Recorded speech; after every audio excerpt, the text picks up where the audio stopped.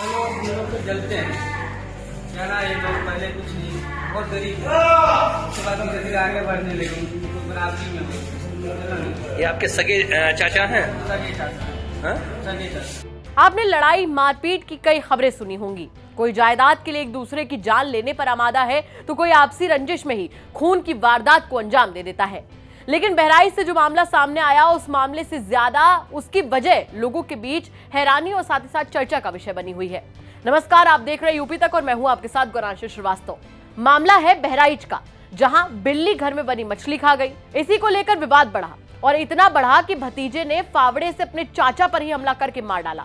इतना ही नहीं, बचाने के लिए दौड़ी पत्नी पर भी जानलेवा हमला हुआ और अस्पताल ले जाते हुए उनकी भी मौत हो गई। कहानी अजीब सी किसी फिल्म की स्क्रिप्ट लगती है, लेकिन है एकदम सच। दरअसल बहराइच में बीती रात भतीजों ने अपने पिता के संग मिलकर चाचा और चाची की फावड़े से काटकर हत्या कर दी और फरार हो गए। इस मामले में चाचा की मौके पर मौत हो गई, वहीं गंभीर रूप से घायल पत्नी ने अस्पताल से लखनऊ ले जाते समय रास्ते में दम तोड़ दिया। बहराइच के अपर पुलिस अधीक्षक ग्रामीण के मुताबिक इस मामले में मृतक के बेटे की तहरीर पर मृतक के आरोपी भाई और उसके बेटों के खिलाफ हत्या और हत्या का जो प्रयास है उसके तहत मामला दर्ज कर दिया गया है और साथ ही आरोपियों को पकड़ने के लिए पुलिस टीमें रवाना कर दी गई हैं। बीती रात लगभग 9:30 बजे थाना पयागपुर के ग्राम चंदवापुर में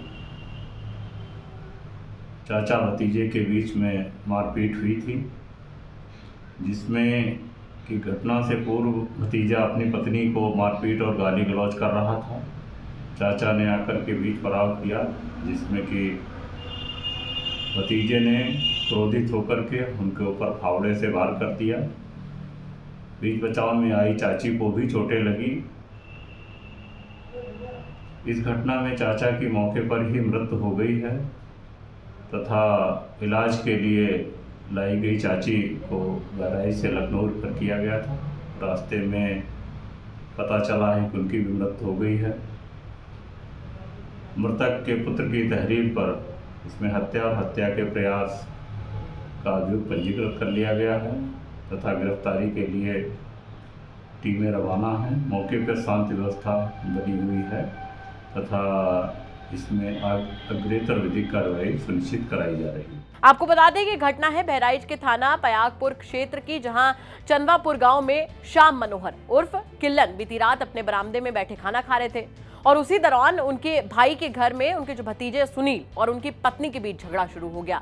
झगड़ा भी किसी बहुत बड़ी बात को लेकर नहीं था, झगड़ा था मछली खाने में ना मिलने को लेकर।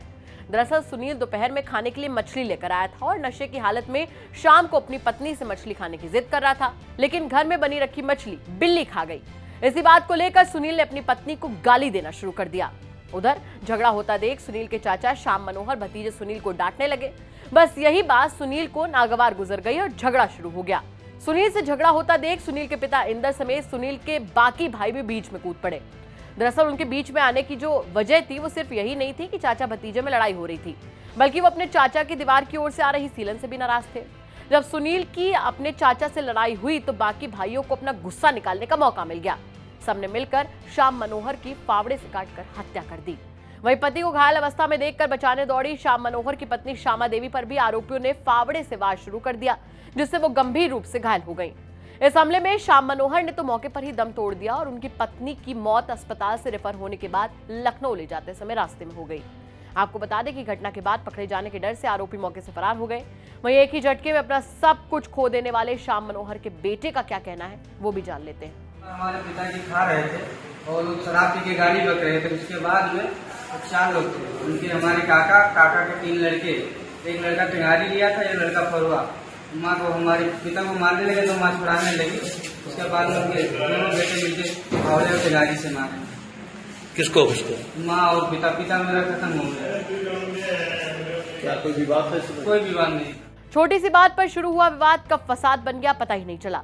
लेकिन एक बात तो साफ है कि आजकल छोटी छोटी बातें कब बड़ी बड़ी वारदातें करा दे पता नहीं चलता। आपका इस खबर पर क्या कहना है हमें कमेंट करके जरूर बताएं। साथ ही साथ उत्तर प्रदेश से जुड़ी तमाम छोटी और बड़ी खबरों के लिए आप बने रहें यूपी तक के साथ। नमस्कार।